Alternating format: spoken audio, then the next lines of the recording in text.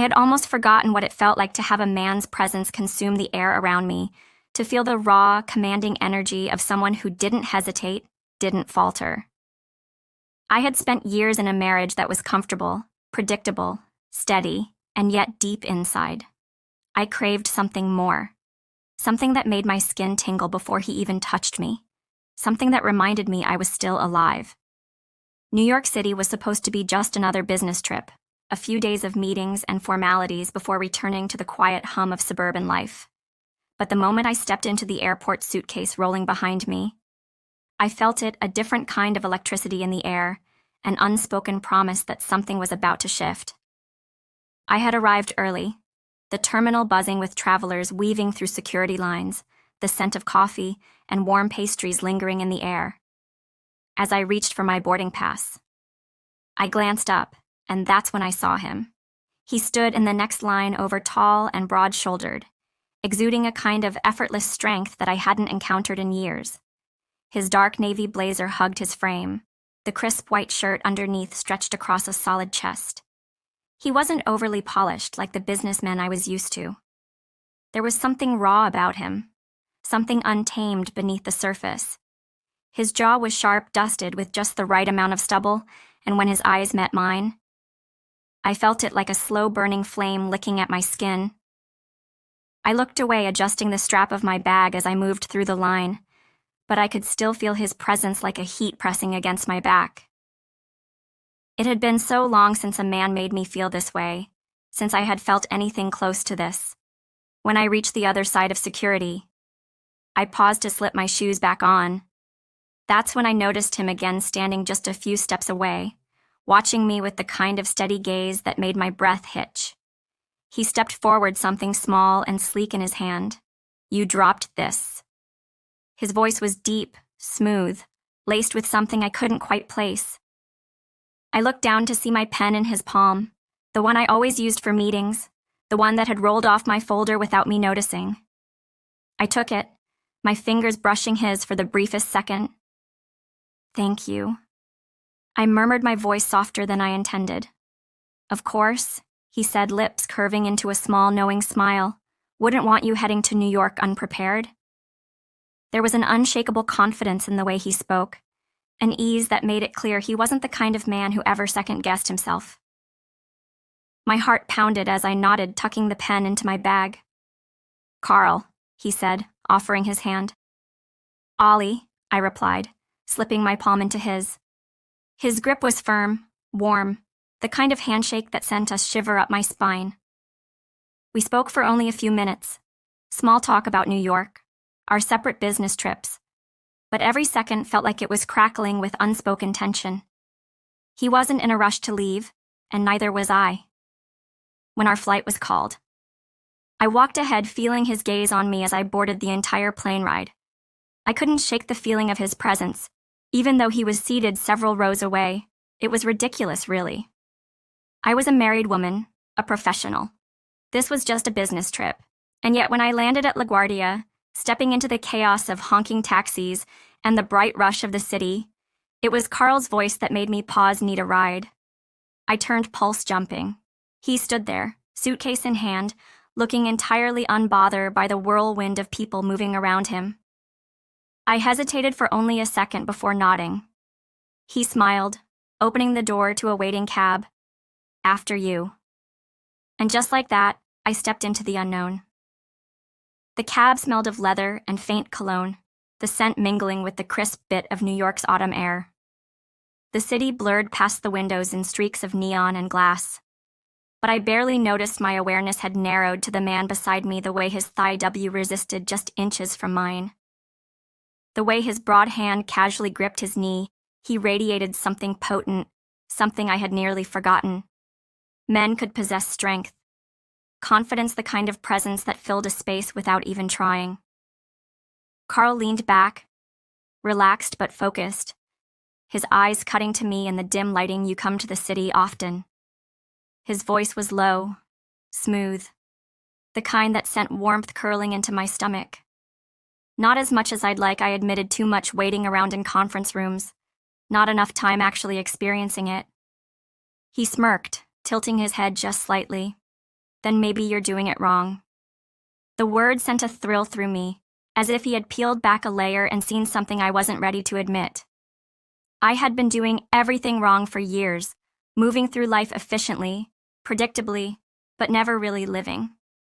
The cab came to a stop outside my hotel, a towering glass building with gold-lit windows stretching into the sky. Carl stepped out first, rounding the car to open the door. For me, the gesture was simple, but it made my breath hitch. I wasn't used to this. A man who moved like he was in control, who didn't hesitate, who didn't wait for permission. I turned to him on the sidewalk, unsure of what to say. I should have just thanked him and walked inside, but something in me rebelled against that idea. Drinks. He asked, reading my hesitation with unsettling accuracy. I bit the inside of my cheek. I should probably be responsible. He interrupted one brow, lifting slightly. Or enjoy yourself for once. God, that voice, that quiet, assured tone that made me feel like I was already making the wrong choice. If I said no. I exhaled, feeling the warmth of the city breeze on my bare arms. Then I nodded, good girl.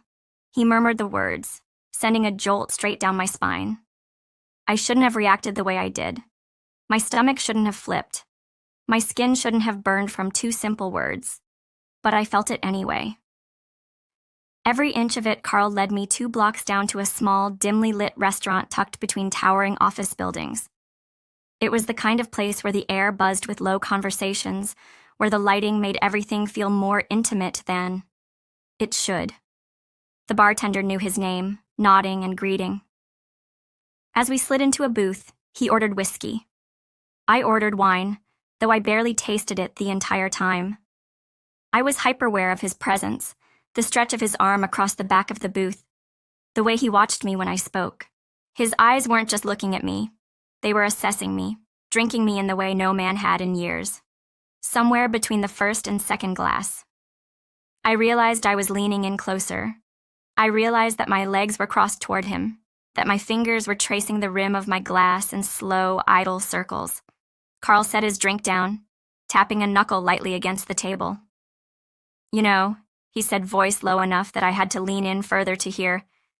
I can't tell if you're playing coy or if you're just nervous. My breath hitched. He smiled slow and knowing. It's been a while, hasn't it? The directness of it stole the air from my lungs. I swallowed hard, gripping the stem of my wine glass. I don't know what you mean, he chuckled, shaking his head. Sure you do.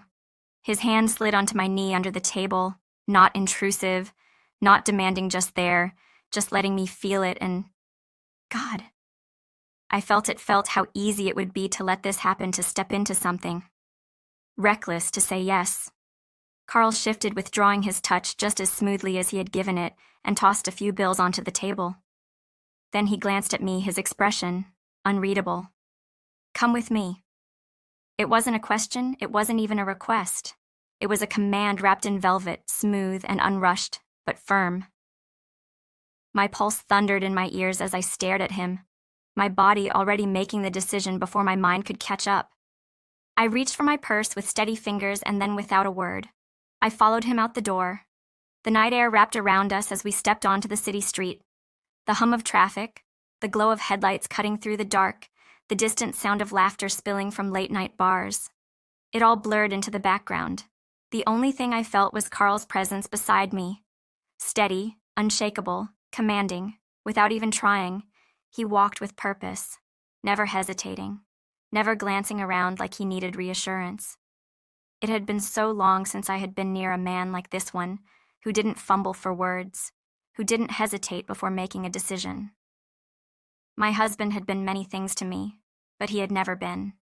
This Carl didn't reach for my hand. He didn't need to. He knew I was following the hotel he took me to wasn't mine, but it was sleek, towering over the city streets with mirrored windows that reflected the glittering skyline.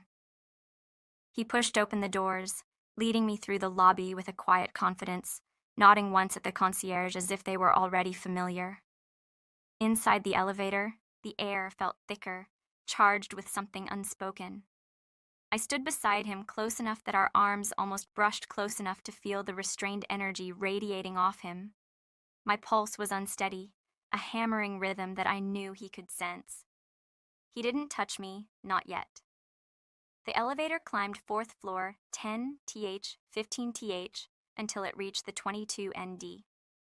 The door slid open, revealing a dimly lit hallway, plush carpet, swallowing the sound of our footsteps. As he led me to the end of the corridor, he pulled out the keycard, swiped it through the lock, then pushed the door open, stepping inside. First, I hesitated, not because I wanted to turn back, I didn't, but because I could feel something shifting inside me, a breaking of something old, a rewriting of something new. Carl turned, eyes meeting mine. He said, "Nothing, just waited," and I stepped inside. The door clicked shut behind me, muffling the sounds of the city, trapping us in this quiet space where nothing else existed. Carl loosened his blazer, tossing it onto the back of a chair. The room was dim golden light spilling from a single lamp near the window. It reflected against the sleek lines of the furniture, against the dark wood of the bed's headboard. For the first time since we met, I felt his eyes roam, taking in every inch of me slowly, thoroughly. I swallowed hard, my fingers twitch at my sides, unsure what to do with them, he noticed. Of course, he noticed. "Come here," he said, his voice deeper, now rougher around the edges. I moved before I could second-guess myself, closing the distance between us. He reached for my wrist, not roughly but firmly, and guided my hand to his chest. "Feel that," he murmured. His heartbeat was steady, strong. "You nervous?" I let out a breathy laugh. Though it wasn't really amusement, it was something closer to disbelief. "Maybe." Carl smiled, but it wasn't a grin. It was something darker, something knowing. "You don't need to be," he said simply. And then finally he touched me. His fingers skimmed, my jaw slow and deliberate before trailing down the curve of my neck. My breath caught my skin igniting under his touch. He took his time, tracing the path down to my collarbone, then further fingers brushing the delicate fabric of my blouse, I arched into him. Before I could stop myself. Carl exhaled through his nose, the sound almost like a chuckle, but his eyes were anything but amused. He liked that. I responded to him so quickly he liked, knowing that my body betrayed me. Before my mind could catch up, he pulled me in, pressing my back against the cool wood of the door, caging me in with his frame. I wasn't small, not a delicate woman by any means, but next to him I felt contained in a way that made my stomach tighten with anticipation. His fingers skimmed down, my waist, lingering at the hem of my blouse. "You sure you want this?" I didn't answer with words, I just reached for him, gripping the front of his shirt, pulling him in. Kari didn't hesitate, didn't wait, didn't ask again. Instead, he took what I silently offered, tilting my chin up, capturing my lips in a kiss that was slow at first, teasing, coaxing, but then it deepened. His hands moved with purpose, sliding around my waist, gripping my hips as if daring me to move away. I didn't. I melted into him, into his heat, into the quiet dominance of his touch. His hands were firm, rough in a way that sent a thrill through me. He wasn't tentative. He wasn't careful.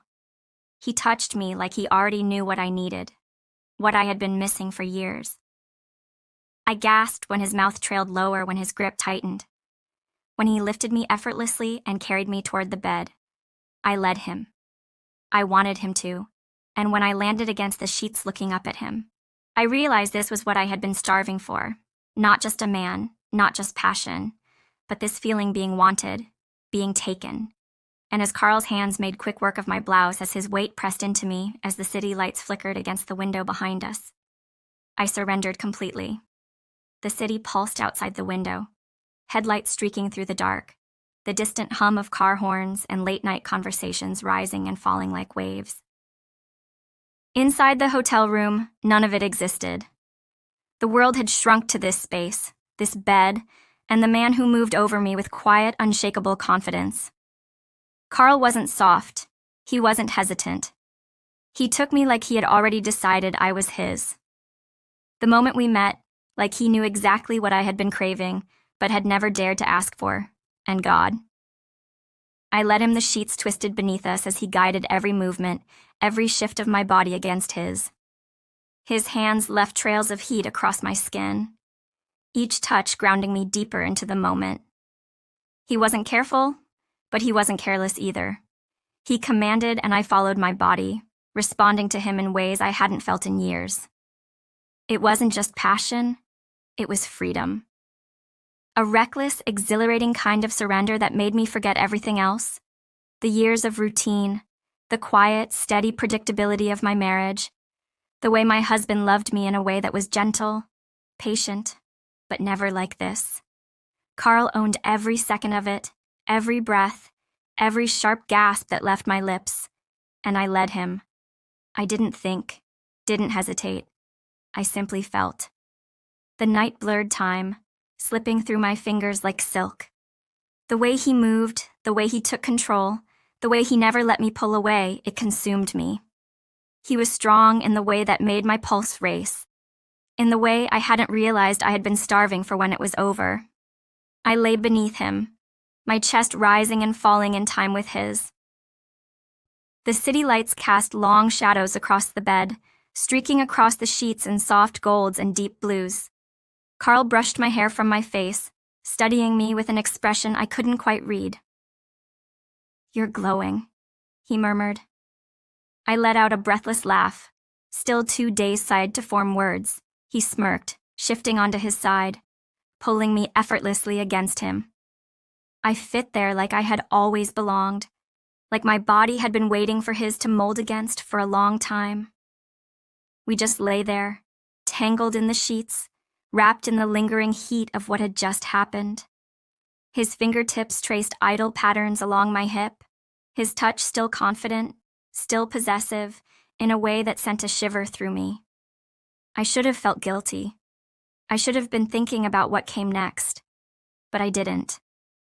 For the first time in years, I felt satisfied, not just physically, but completely. Eventually, Carl's breath evened out, his body relaxing against mine. But sleep didn't come for me.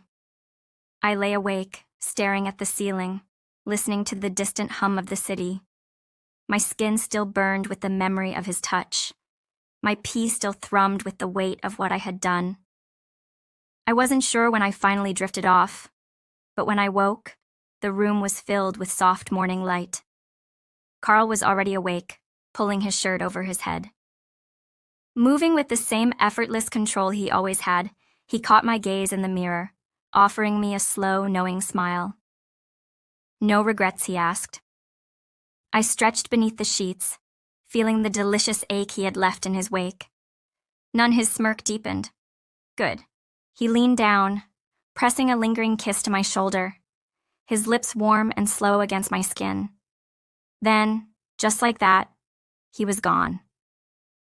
The flight home felt like a dream. The city faded behind me, replaced by clouds and open skies. I stared out the window, replaying every touch, every whispered command, every second I had spent beneath Carl's hands. By the time I stepped through my front door, my heart was pounding for an entirely different reason. Thomas was waiting for me in the kitchen, dressed in his usual slacks and button-down, a soft smile spreading across his face as he set down his coffee. "There she is," he said, warmly stepping forward to pull me into an embrace. I stiffened for half a second before forcing myself to relax into his arms. He pulled back, studying my face with a quiet curiosity. "You look," he trailed off, tilting his head different. My stomach flipped different. He nodded, running a hand down my arm. "I don't know, lighter, like New York. Did something to you." He smiled, pressing a kiss to my temple. "Must have been a hell of a trip." I let out a soft breath, my lips curling into a slow, knowing smile. "You have no idea.